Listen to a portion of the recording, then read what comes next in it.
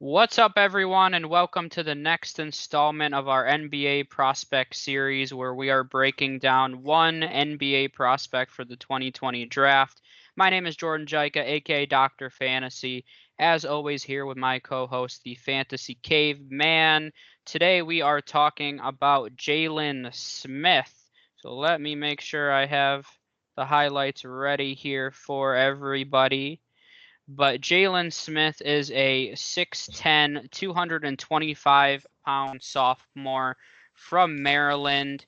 He has a 7'2" wingspan. I don't always mention their wingspan, but when it's 7'2", I think it's worth mentioning. His stats very solid last season: 15.5 points, 10.5 rebounds, 2.4 blocks, pretty impressive there, and he shot 53.8% from the field, so very efficient there.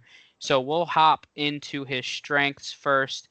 Caveman, what do you have for his strengths? Jalen Smith, Maryland. Jalen Smith from Maryland. Okay. The first thing that I really noticed about him is you look at those rebounding numbers are impressive.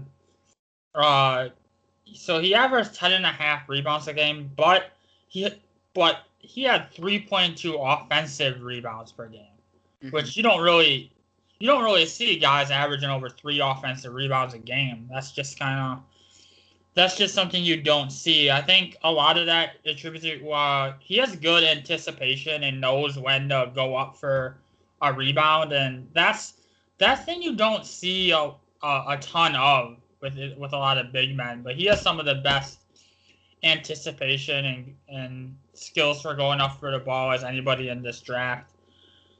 Another thing is that he has really good open court speed for a big man. You watch him in transition; he's pretty much consistently beating 4s and 5s in transition, which is, with how the game's played today, you want guys that are able to run out on the break with you. And if you're a big man and you have the speed to run out on the break, that's going to be something that teams really covet when considering drafting you. And then you mentioned the 3-point shooting. I was now the thing is he did only take like 2.8 3-pointers a game, so not a ton of volume from 3-point range. But I think at the next level, I think you're gonna see him profile as more of a 3-point shooter. You're probably gonna see that number go up at the next level, but still hitting a very respectable almost 37%. You don't see many big men, especially in this draft coming out. There's not a ton of big men at that size that can shoot the ball from distance like him. Mm-hmm. And then finally, before I kick it over to you, he blocks shots very well for his size, and he does it. And this is what I know is what's impressive about it. He does it without really fouling. Mm-hmm. And that's why. And that's the thing that's impressive. If you look at a guy in the NBA like Mitchell Robinson, for example, he's excellent at blocking shots, but he also gets into foul trouble very easily. And I think that's as far as defensively. Now, offensively, they're completely different. But just in terms of just blocking shots on the defensive end, I mean, if he can build out his frame and then keep some of that quickness with his ability to block shots, I think he has a very solid chance of succeeding at the next level. Yeah, and once again, he's one of these guys that I think is made for the modern game because he's a big guy at 6'10", 7'2", but he can stretch the floor a little bit and shoot threes, so that's definitely a huge advantage to him. In today's NBA, you really don't break down guys and being, oh, they're a 3 or a 4. I remember always talking about, oh, he's a shooting forward, he's a power forward. But not really, he's just a forward. I mean, he can play either one of those spots in today's NBA. So he's very versatile as a defender. I think he's going to be able to guard bigger centers, especially when he puts more weight on. And I think he can guard quicker guys. As you mentioned, he has pretty good speed for his size. So I think he's going to be very valuable defensively. And that's why I like him overall is I think worst case scenario, if his offensive game never develops fully, I think he's at least a great role player who's a strong defensive presence. I mean, you mentioned the shot blocking. I mean, that's a very valuable skill set to have. And I mean, when you're talking about averaging almost 2.5 blocks at such a young age, I mean, he knows how to block a shot. I mean, and he's already figured it out. You mentioned the anticipation. That's a big part of that. So I think you mentioned a lot of the points that I want to bring up. The only one that I would add on is he is a very high IQ guy. He Mm-hmm. makes great decisions when you watch him. He doesn't make a lot of mistakes. He's a very fundamental player, almost to a fault sometimes, where I've seen some Yeah. people call him a little robotic, but he's a very fundamental player. You can tell that he works on his game very significantly. So I think that's a huge asset to him, and he'll at least be a high energy, a great defensive presence for a team at the worst case scenario, in my opinion. So I don't think that's it. I just wanted to add on the high IQ, great character. Teammates love him. They go out of their way to say how hard he works and how great he is with his teammates. So there's really no concerns there either. So we'll go over to his weaknesses then, and I'll let you start off this one again as well. Oh, thank you very much, You're sir. welcome. The first thing I really noticed, I mean, obviously you gotta talk about his lack of strength, and that's what I brought up to you before we kick this off. Is that like you said, he's 6'10" with the 7'2" wingspan, but he's only 225, which I think is a little is skinny for that size. He's gonna have to bulk up and put on some muscle, otherwise he's gonna get abused down low on the defensive end against the NBA bigs today. But again, that's something that a lot of guys, like I said, and we were mentioning this before we started. But they have to have been in the weight room at some point during this huge layoff. I mean, Yeah, you would hope like you so. said, like you might imagine, what else are they doing at this time? Like they so I expect him to. I think he'll come out with some more weight and just muscle to him. And if he does that, then that helps mitigate the smaller frame concern. And another thing, and we haven't really talked about it because he's not one, but he was not a good playmaker. Now his game doesn't really require him to be one, but he averaged less than an assist per game, less than one assist. Even if you're not a playmaker, you have to know when to give up the ball to your teammates and let them hit the shot or continue to play. He's just not. That's definitely not his game, and not something because he averaged less than an assist. Only averaged 1.5 turnovers, so not a lot of turnovers, which is a good sign. But still, when you're averaging more turnovers than assists, that's just not good. Then finally, before I kick it over to he can finish at the rim, but when it comes down in the paint and relying on his baskets, he doesn't really have a lot of post moves when he's down low.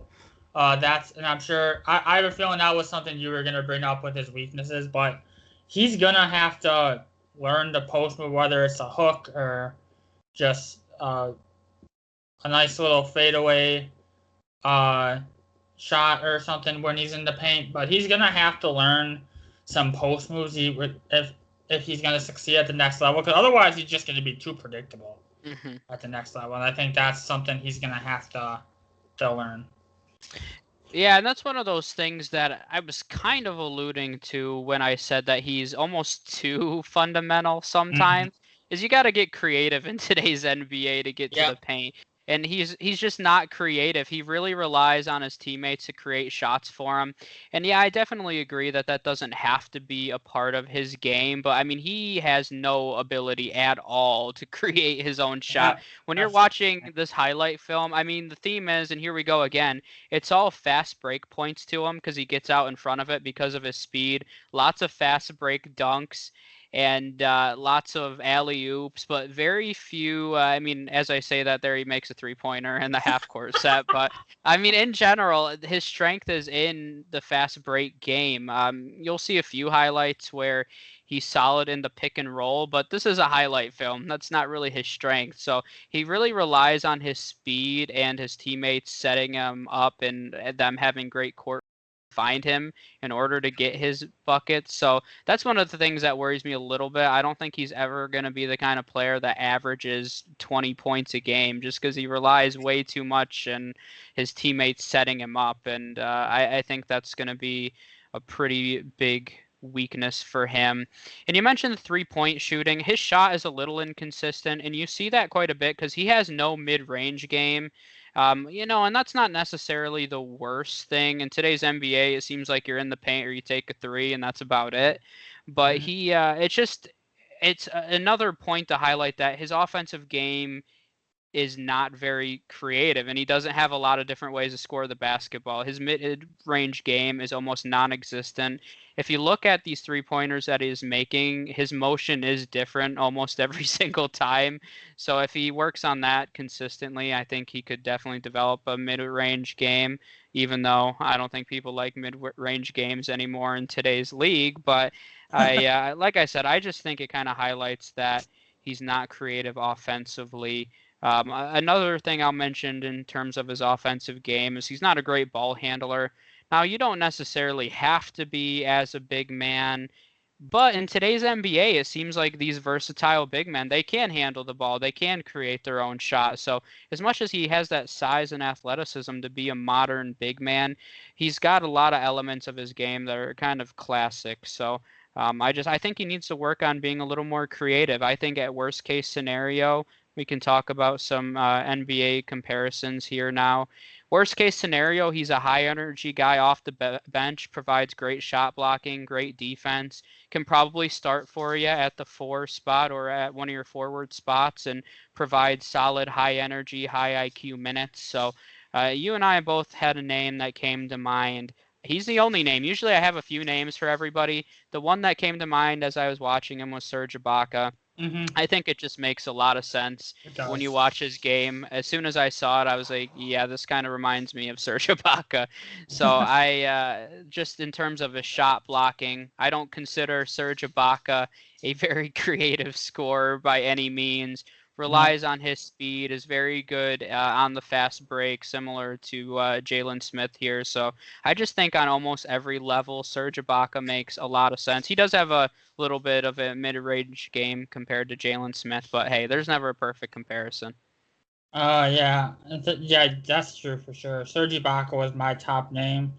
Another name that I had down is Miles Turner of the Indiana Pacers. I mean, not nearly as perfect of a comparison to Serge Ibaka, but you look at, especially with Miles Turner this past season, really adding that 3-point shot into his arsenal. Again, not taking a ton, but Miles Turner's become respectable from 3-point range, and that's what I see for Jalen Smith. I mean, Miles Turner isn't the most athletic guy down low either. So that's why I kind of see him and Turner definitely has some similar elements to their game. That'd kind of be the guy I would add there. Yeah, I think that's a good one as well. I think that's that one makes a lot of sense. So we'll finish it up here with the NBA ideal fits for Jalen Smith.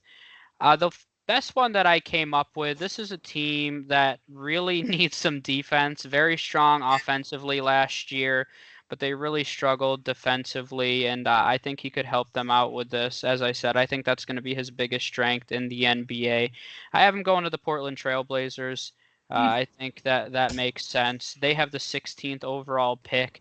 I've seen him going kind of in that range, anywhere between like 12 and 18. I'll say I see him going for the most part. So they have a pick in that range. They kind of struggled before they had Carmelo. They really didn't have an answer at that forward position. Carmelo answered a lot of their I guess, prayers offensively, but defensively they were really bad.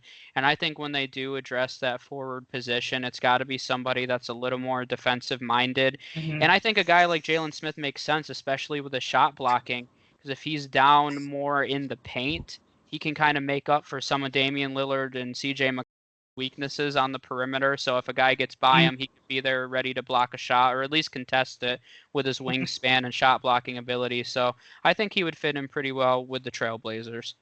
Oh yeah, that's a good one. I didn't really think of them that much. All right, so first off, with a team that I know won't get him because they don't have a pick, they don't have a draft pick in this draft, but I want the Houston Rockets to somehow find a way to take this guy. Now, they don't have a draft pick, which means very, very unlikely that they'll have a chance to get him. But he would fit perfectly into how they are built. That's a dream fit if that were ever miraculously able to happen. But realistically, and these are guys I brought up the last episode we did, but I have the Boston Celtics and New York Knicks down. With Boston, I think he would do a very good job. And obviously, they'd be even stronger defensively. And the Celtics were one of the best defensive teams in the league last season.